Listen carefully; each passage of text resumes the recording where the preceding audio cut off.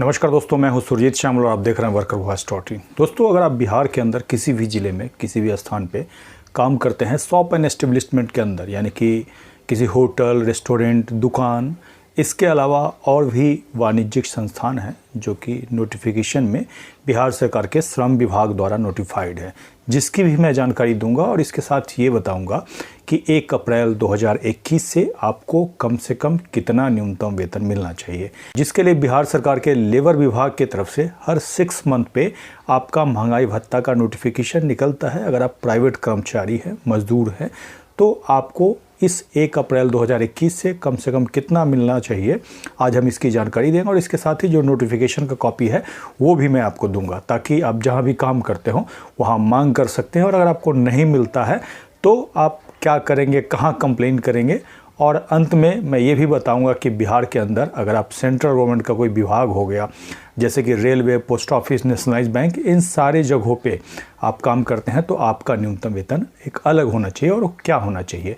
इन सभी जानकारी के लिए आपसे अनुरोध है इस वीडियो पे आप अंत तक बने रहें। और इसके साथ ही अगर आप हमारे चैनल पे नए हैं तो जल्द से इसको सब्सक्राइब कर लें और बेल आइकन को जरूर क्लिक करें, ताकि हम इस चैनल पर आप वर्कर से संबंधित जो भी वीडियो अपलोड करें उसका नोटिफिकेशन आपको सबसे पहले प्राप्त हो। तो आइए दोस्तों, हम इसको स्टेप बाय स्टेप करके जानते हैं, लेकिन उससे पहले वीडियो को लाइक जरूर कर दें।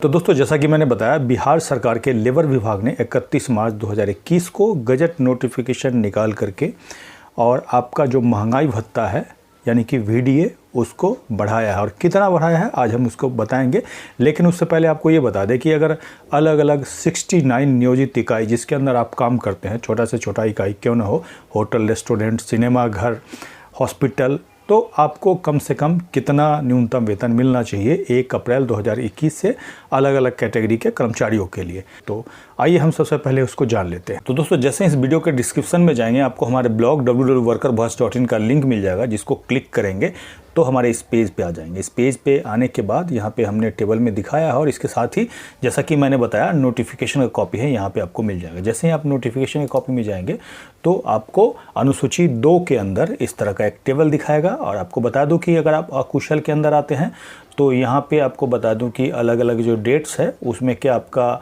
ये वाला बेसिक है और इसमें जो आपका DA वगैरह बढ़ाया गया था उसको ऐड किया हुआ है। और अभी इन्होंने 1/4/2021 से इतना आपका DA बढ़ाया है और एक दिन का कितना होगा इसको बता रखा है। अकुशल के अंदर आते हैं तो 304 रुपया प्रतिदिन से कम आपको नहीं मिलना चाहिए। अर्धकुशल के अंदर अगर आप आते हैं तो एक दिन का 316 रुपया से कम नहीं होना चाहिए। कुशल के अंदर अगर आप आते हैं तो 385 रुपया एक दिन से कम आपका सैलरी नहीं होना चाहिए। अति कुशल यानी कि हाईली स्किल्ड के अंदर आते हैं तो एक दिन का 470 रुपया से कम आपको नहीं मिलना चाहिए।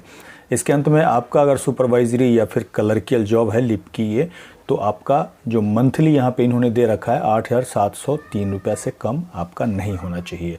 और ये वाला जो कॉलम है इन्होंने DA के रूप में अपडेट किया है, जो आपका महंगाई भत्ता है। अगर इसके साथ ही आप जानना चाहते हैं कौन कौन से उद्योग के अंदर ये वाला दर लागू होगा तो नोटिफिकेशन में जाएंगे और 1 से लेकर के यहाँ पे 69 तक अलग अलग जो उद्योग है यानी कि नियोजित इकाई है उसका नाम लिखा हुआ है। और होटल, भोजन गृह और रेस्तरां, इसके अलावा सिनेमा उद्योग, सिक्योरिटी एजेंसी, मतलब एक एक यहाँ पे सूची दिया हुआ है, इसको आकर के देख सकते हैं। इसके बाद आपका सवाल आता है कि अगर हमें इस दर से कम वेतन का भुगतान किया जाता है तो इसके लिए हम क्या करेंगे।